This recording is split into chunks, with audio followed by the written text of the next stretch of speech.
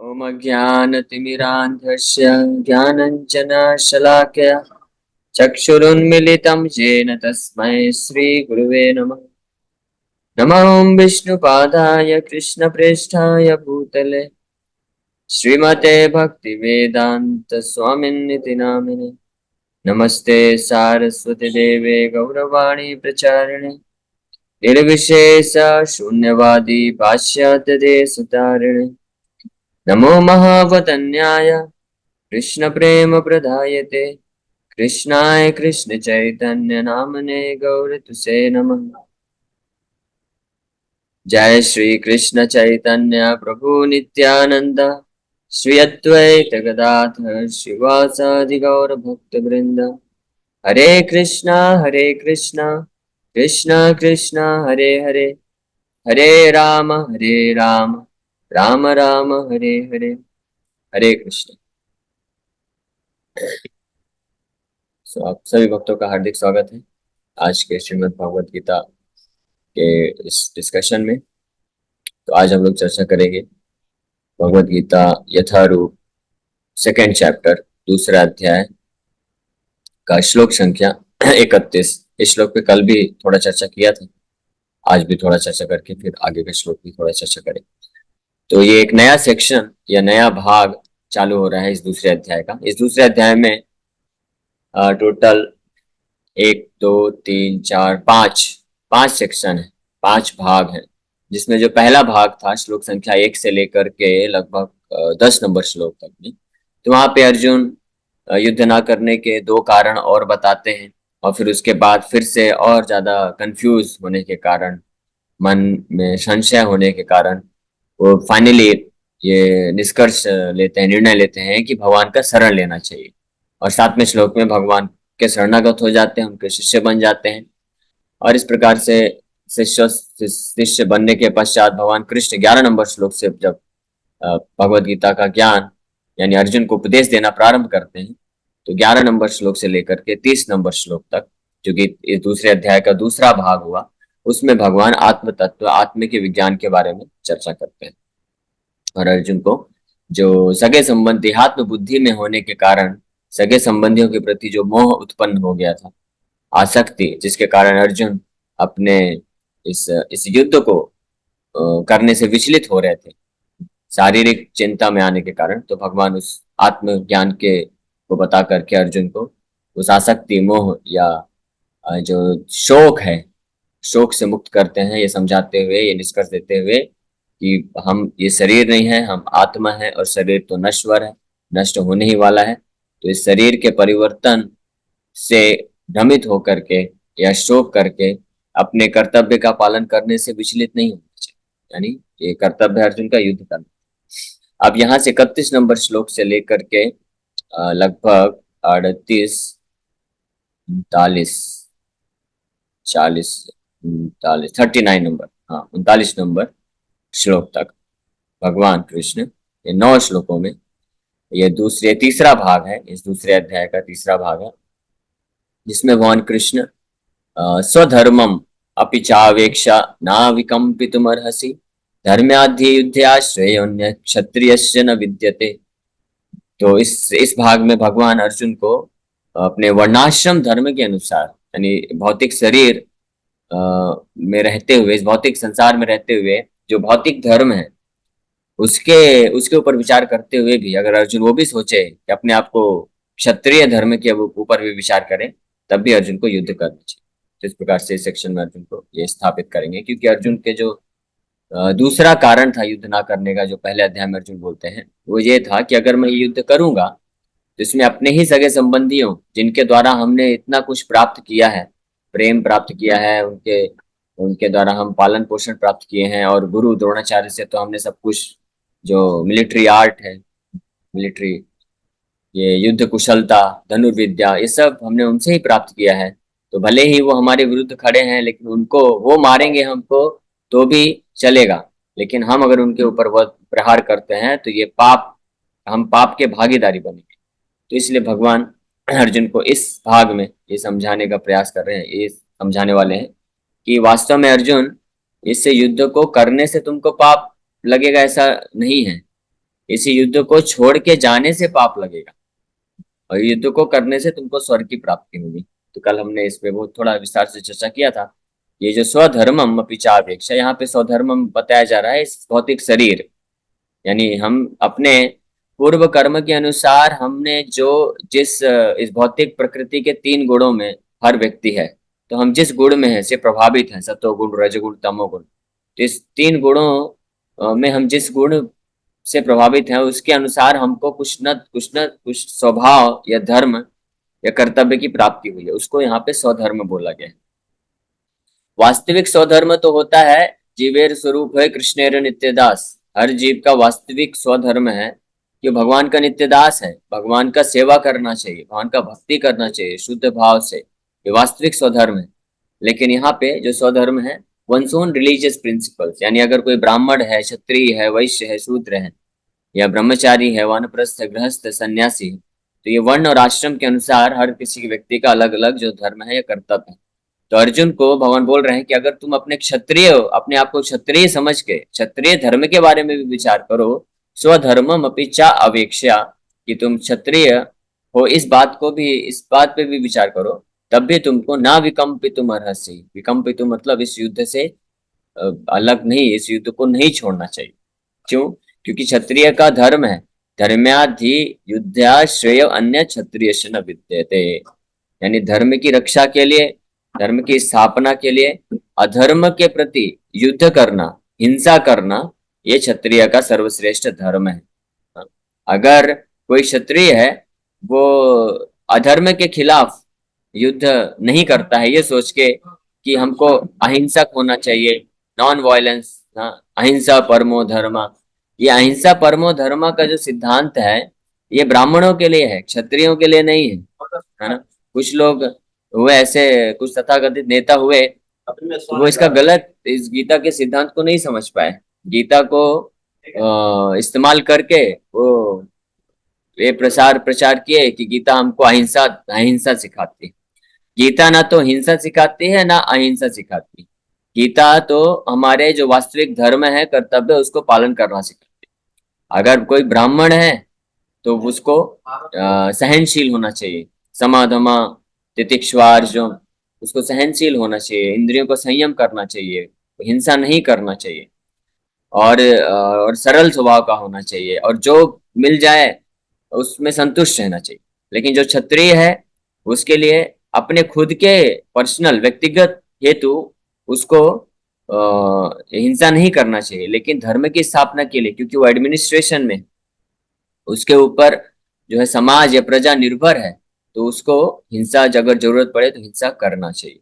ये भगवद गीता में अर्जुन के माध्यम से भगवान यहाँ पे प्रकट कर रहे हैं। इसीलिए धर्माधि युद्धा श्रेय अन्यत क्षत्रिय से न विद्यते, इससे बढ़कर और इससे श्रेयस्कर और कुछ नहीं किसी क्षत्रिय के लिए कि वो धर्म के लिए अपने जीवन को भी निछावर कर दे। इसीलिए धर्म युद्ध में कोई क्षत्रिय अगर युद्ध करते करते शरीर छोड़ देता है, यानी उसकी मृत्यु हो जाती है, तो उसको भी वही फल प्राप्त होता है जो किसी ब्राह्मण को किसी यज्ञ को, कर्मकांडी यज्ञ को बहुत ही सफलता पूर्वक संपन्न करने से जो फल प्राप्त होता है, यानी दोनों को ही स्वर्ग की प्राप्ति होती है। तो इसके तात्पर्य में प्रभुपाद जी लिख रहे हैं, out of the 4 orders of social administration, the second order for the matter of good administration is called kshatriya. Kshat means hurt. One who gives protection from harm is called kshatriya. Trayate, to give protection. क्षत त्रायते इति क्षत्रिया, यानी जो कि हर प्रकार के जो क्षत हैं, यानी हिंसा है या आक्रमण है, उनसे सुरक्षा प्रदान करता है समाज को, प्रजा को, उसको क्षत्रिय बोलते हैं। ये क्षत्रिय का मतलब है। The Kshatriyas are trained for killing in the forest, और इसीलिए क्योंकि क्षत्रियों को युद्ध करना होता था, अगर अलग अलग प्रकार के जो आक्रमण है उनसे धर्म की रक्षा करने के लिए युद्ध करना होता था, इसलिए उनको ट्रेनिंग देने के लिए उनको क्षत्रियों को अलाउ किया जाता था कि वो अपना ट्रेनिंग करें जंगलों में जा करके, जो है जानवरों को, जो जो खतरनाक जानवर होते थे, जो हिंसक जानवर होते थे, जो बाकी जंगल के बाकी जीव जंतुओं को कष्ट पहुंचाते थे, मारते थे, तो उनके साथ युद्ध करके उनको मार के ये ट्रेनिंग का ऐसा प्रथा हुआ करता था। इसलिए जब क्षत्रिय लोग जंगल में जाते थे और शिकार करते थे, तो उसका पर्पस या उद्देश्य ये था, ना कि फिर बाद में कालांतर में इसको दुरुपयोग किया जाने लग गया, इसलिए गवर्नमेंट को बैन करना पड़ा। कालांतर में फिर समय के पश्चात जो क्षत्रिय हैं वो केवल नाम के क्षत्रिय रह गए, और वो शिकार करने जाते थे अपने या तो नाम के लिए, और या तो उस पशु का वध करके उसको खाने के लिए, है ना, मांसाहार करने के लिए। लेकिन वास्तव में जो शिकार का जो प्रथा बताया गया है क्षत्रियों के लिए, वो उसका उद्देश्य था कि क्षत्रिय जो है ट्रेनिंग ले सकें, और साथ ही साथ में जंगलों में भी बहुत सारे पशु पक्षी रहते हैं, वो भी तो एक राजा के राज्य में आता है, तो वो भी उनके प्रजा है। तो जिस प्रकार से मनुष्य समाज में अगर कोई इस प्रकार का डाकू व्यक्ति है जो दूसरों को क्षति पहुंचाता है, दूसरे को अच्छे से शांतिपूर्वक रहने नहीं देता है, तो राजा का दायित्व होता था कि ऐसे डाकू या ऐसे जो बदमाश होते हैं उनको पकड़ के वो मृत्यु दंड दे। उसी प्रकार से राजा का दायित्व होता था कि जंगलों में भी ऐसे हिंसक पशु जो कि अननेसेसरी, अनावश्यक रूप से किसी को भी जो है अटैक करके, आक्रमण करके वहां के पशु पक्षियों के जीवन में अशांति लाते हैं, तो शिकार के माध्यम से दोनों कार्य वो करते थे। इसलिए a kshatriya would go into forest and challenge a tiger face to face and fight with the tiger with his sword. When the tiger was killed, it would be offered the royal order of cremation. This system has been followed even up to the present day by the Kshatriya kings of Jaipur state.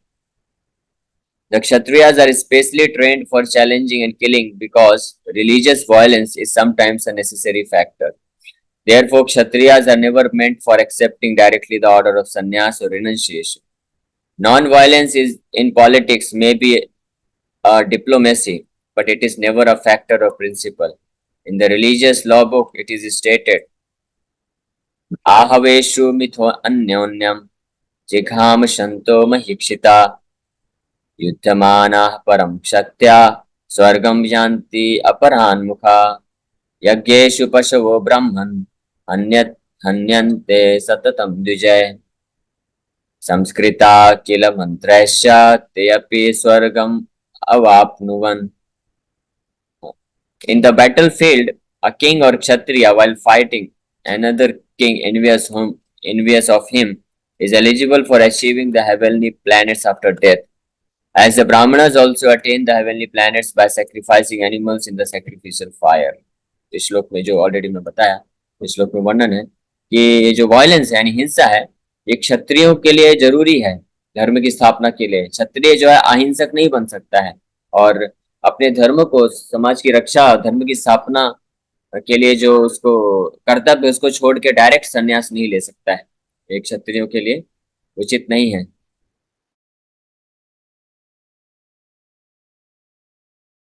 तो इस प्रकार से यहाँ पे ये वर्णन प्राप्त होता है। Therefore, killing on the battlefield on religious principles and killing animals in the sacrificial fire are not at all considered to be acts of violence, because everyone is benefited by the religious principles involved. इस प्रकार से comparison, तुलना किया जा रहा है कि जब कोई ब्राह्मण पहले के समय में, आज के समय में ये वर्जित है, यज्ञ यज्ञ अश्वमेध गोमेध यज्ञ वर्जित है, जिसमें यज्ञ के दौरान अश्व की बलि दी जाती है या गाय की बलि दी जाती है। वो कलयुग में वर्जित है पूरी तरह से, क्योंकि पहले के ब्राह्मण जो यज्ञ करते थे वो योग्य ब्राह्मण होते थे, और उस यज्ञ के दौरान वो जो ब्राह्मण है, यजमान है, और जो पशु जिसका बलि दिया जाता है, वो तीनों को ही लाभ मिलता है और वो उन्नति करते हैं स्वर्ग की तरफ। लेकिन आज के समय में ये संभव नहीं है, इसलिए यज्ञ आज के समय, कलयुग का यज्ञ क्या है? संकीर्तन यज्ञ प्राय यजंती सुमेध सा, केवल संकीर्तन यज्ञ ही है आज के इस कलयुग के लिए। लेकिन पहले के समय ये अलाउड था। तो पहले के समय में जब कोई ब्राह्मण यज्ञ करता था प्रॉपर तरीके से, तो जिस उस प्रकार से उसमें शहीद या मरने वाला, जो बलि प्राप्त करने वाला पशु भी स्वर्ग जाता था, ब्राह्मण भी, और यह जो यज्ञ करवाता है वो भी स्वर्ग की प्राप्ति करता था। उसी प्रकार से अगर कोई क्षत्रिय है तो धर्म युद्ध से, धार्मिक तरीके से अगर युद्ध करता था, तो जो विजयी होता था और जो मृत्यु को प्राप्त करता था, वो दोनों को ही उन्नति होती थी, दोनों ही स्वर्ग की प्राप्ति करते थे।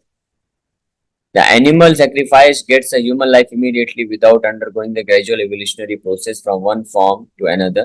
And the Kshatriyas killed on the battlefield also attain the heavenly planets, as do the Brahmanas who attain them by offering sacrifice. तो इसमें साफ साफ बताया गया है कि जिस जानवर का वध किया जाता था यज्ञ में, तो उस यज्ञ के परिणाम स्वरूप उस जानवर को तुरंत मनुष्य शरीर की प्राप्ति हो जाती थी, है ना। अन्यथा अगर वो अपने स्वाभाविक तरीके से अगर मृत्यु होगा तो वो डायरेक्ट मनुष्य शरीर को नहीं प्राप्त करेगा।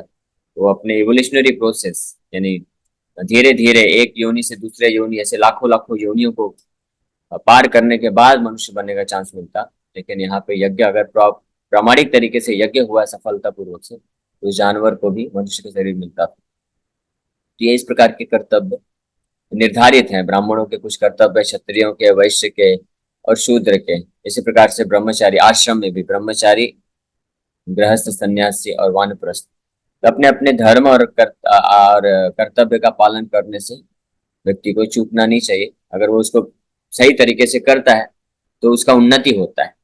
लेकिन ये उन्नति कैसा होता है, जैसे कल हम लोग चर्चा कर रहे थे, ये उन्नति भौतिक तरीके से होता है। भव बंधन से मुक्त नहीं हो सकता है। वो केवल स्वर्ग के ग्रहों को प्राप्त कर सकता है, स्वर्ग जा सकता है, या और अगर पुण्य हुआ तो तपोलोक जा सकता है, यहाँ तक कि सतोलोक, ब्रह्मलोक भी जा सकता है। और सबसे बड़ा पुण्यवान व्यक्ति हुआ, अरबों खरबों जीवात्माओं में जो सबसे पुण्यवान व्यक्ति होता है, वो उसको ब्रह्मा जी बनने का भी अवसर मिल जाता है।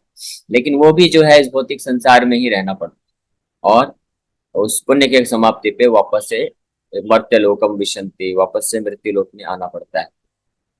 लेकिन अगर कोई अपने अपने स्वधर्म में रहते हुए, है ना, चाहे गृहस्थ है, सन्यासी है, ब्रह्मचारी है, या ब्राह्मण है, क्षत्रिय, वैश्य, शूद्र है, कैसे भी स्थिति में क्यों ना हो, अपने अपने स्वधर्म में रहते हुए अगर वो अपने धर्म का यानी अपने जो स्पेसिफिक ड्यूटीज है, अपने कर्तव्य जो है, उनको भगवान की सेवा में, भगवान की भक्ति में लगा देता है, तो उससे उसको परम सिद्धि की प्राप्ति हो सकती है।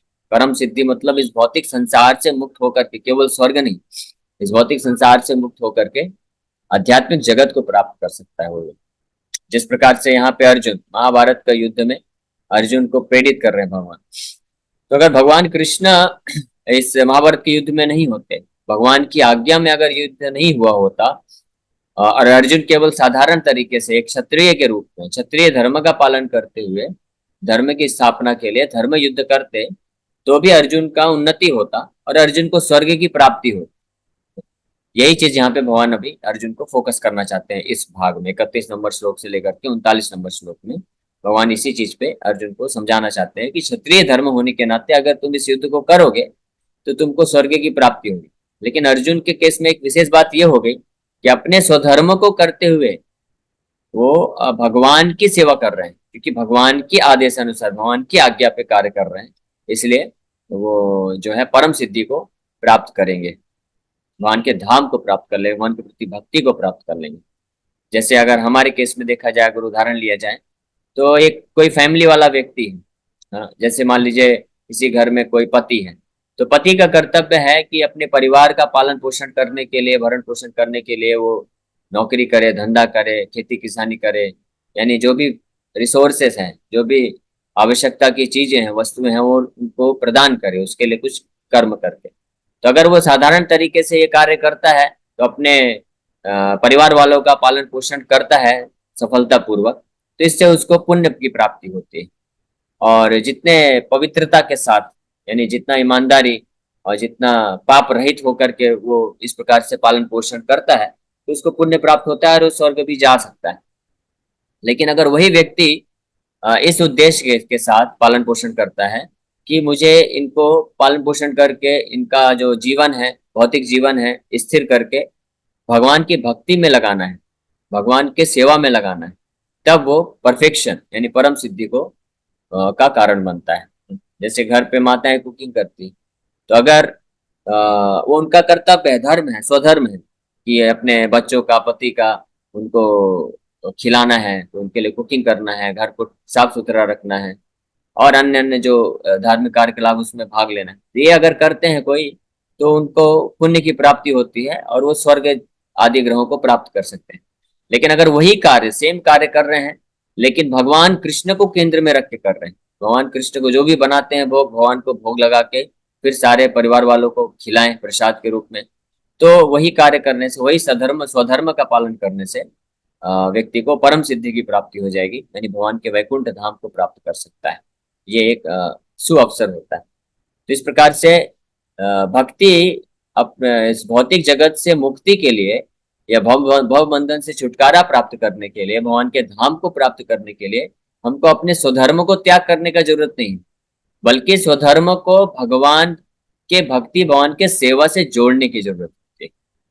हम जो भी कार्य कर रहे हैं वो करें, लेकिन वो कार्य भी सात्विक होना चाहिए, धार्मिक धर्म के अनुरूप होना चाहिए। ऐसा नहीं कि जो भी कार्य कर रहे हैं, अगर कोई पाप कर रहा है तो पाप भी भगवान से जोड़ दे और वो सिद्धि प्राप्त करेगा, नहीं, है ना। जैसे हमने खाना बनाने का उदाहरण लिया, तो ऐसा नहीं है कि कोई मांस मछली बना रहा है और बोले कि मेरा यही स्वधर्म है, हम तो यही खाते हैं तो हम भगवान को यही भोग लगा के खाएंगे, ऐसा वो एक्सेप्टेड नहीं है। धर्म के अनुरूप होना चाहिए, यानी भगवान जिस चीज को स्वीकार करते हैं, पत्रम पुष्पम फलम तोयम यो मे भक्त्या प्रयच्छति, भगवान बोलते हैं तद अहम अस्नामि प्रयतात्मनः, कि जो पत्र पुष्प फल और तोयम मतलब पानी है, जूस है, मिल्क प्रोडक्ट्स है, तो ये सब सतोगुण के जो पदार्थ हैं, खाद्य पदार्थ हैं, उसको बना के और मुझे भोग लगाता है, मैं उसको स्वीकार करता हूँ और फिर महाप्रसाद के रूप में भगवान सबको वापस उपलब्ध कराते हैं। तो उस महाप्रसाद को ग्रहण करके व्यक्ति भक्ति में धीरे धीरे प्रगति करता है। इस प्रकार से वो भी परम सिद्धि को प्राप्त कर सकता है। लेकिन किसी भी व्यक्ति का कैसा भी स्वधर्म क्यों ना हो, हाँ, चाहे हर हर व्यक्ति का अलग अलग स्वधर्म है, पति का अपना स्वधर्म है, पत्नी का अलग स्वधर्म है, बच्चों का भी स्वधर्म है, ब्राह्मण का अलग स्वधर्म है, क्षत्रिय का, वैश्य का, शूद्र का, ब्रह्मचारी, गृहस्थ, सन्यासी, अलग अलग वर्ण और आश्रम और जो अलग अलग व्यक्तियों का अलग अलग स्वधर्म हो सकता है। तो अपने अपने स्वधर्म को भगवान के साथ जोड़ने से वो परम सिद्धि की तरफ आगे बढ़ते हैं। लेकिन हर प्रकार के आश्रम, हर प्रकार के वर्ण और हर प्रकार के व्यक्तियों का एक जो है कॉमन धर्म है, एक जो है समान स्वधर्म है, वो है भगवान का डायरेक्ट सेवा करना, भगवान का भक्ति करना, श्रवण कीर्तन करना। अगर इस कॉमन स्वधर्म को अगर कोई स्वीकार करता है, भगवान के नाम कीर्तन, नाम जप में लगता है, तो वो बड़ी आसानी से परम सिद्धि को प्राप्त कर सकता है, भगवान के प्रति प्रेम को प्राप्त कर सकता है। There are two kinds of swadharmas, specific duties. As long as one is not liberated, one has to perform the duties of his particular body in accordance with religious principles in order to achieve liberation. When one is liberated, one's swadharma, a specific duty, becomes spiritual and is not in the material bodily concept. In the bodily conception of life, there are specific duties for the Brahmanas and Kshatriyas respectively, and such duties are unavoidable. Swadharma is ordained by the Lord, and this will be clarified in the 4th chapter. On the bodily plane, Swadharma is called Varnashram Dharma, or man's stepping stone for spiritual understanding. Human civilization begins from the stage of Varnashram Dharma, or specific duties in terms of the specific modes of nature of the body obtained. Discharging one's specific duty in any field of action in accordance with the orders of higher authorities serves to elevate one to a higher status of life.